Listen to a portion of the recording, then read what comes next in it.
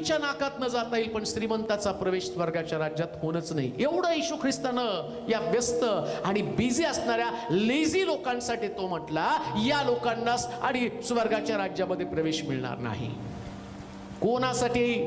या निखाऱ्यावरती या भाकरीला भाजावं लागलं जे लोक झोपलेले आहेत, आत्मिक जीवनामध्ये झोपलेले आहेत, ज्या लोकांना देवाची ओळख नाहीये, ज्यांना या जगात आम्ही कशासाठी आलो ते समजलेलं नाहीये, जे जगण्याचा उद्देश हरवून बसलेले आहेत, उद्देशापासून भरकटून गेले, देवाची लेकरं हेच विसरलेले आहेत. देवाच्या घरामध्ये आम्ही जायला पाहिजे, देवाचं काम आम्ही पूर्ण करायला पाहिजे, याच्यासाठी त्याला निखाऱ्यावरती भाजावं लागलं.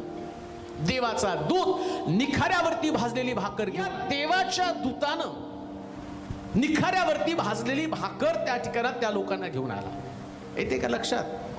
प्रभू येशू ख्रिस्त ज्यावेळेस त्यानं डोंगरावरती प्रार्थना केली, खामाच्या धारा त्याच्यातनं वाहिल्या, तिथं पण देवदूतांनी त्याची सेवा केली. येशूच्या जन्माच्या वेळेस सुद्धा देवदूत सुवार्ता घेऊन आले.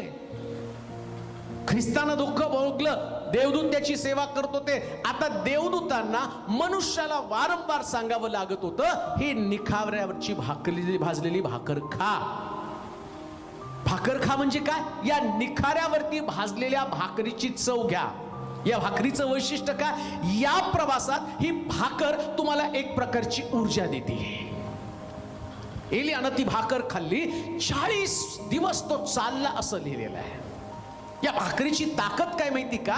एकदा ही भाकर कोण खातं ना, कोणती? निखाऱ्यावरती भाजलेली भाकर. निखाऱ्यावरती भाजलेली भाकर, कोणता निखारा आहे आणि कोणती भाकर आहे? ख्रिस्त भाकर ही तर पक्की आहे, स्वर्गातून उतरलेली भाकर मीच आहे. आणि निखारा हा पवित्र आत्मा आहे. पवित्र आत्म्याच्या द्वारे ख्रिस्ताला ग्रहण केलं. भाकर खाणं म्हणजे ग्रहण करणं. निखारा कोणता आहे? दुःख सहन हा निखारा आहे. ख्रिस्ताचं दुःख जाणून घेतलं पाहिजे. कशाला त्याने यातना भोगल्या? का त्यानं प्रतारणा सहन केली? का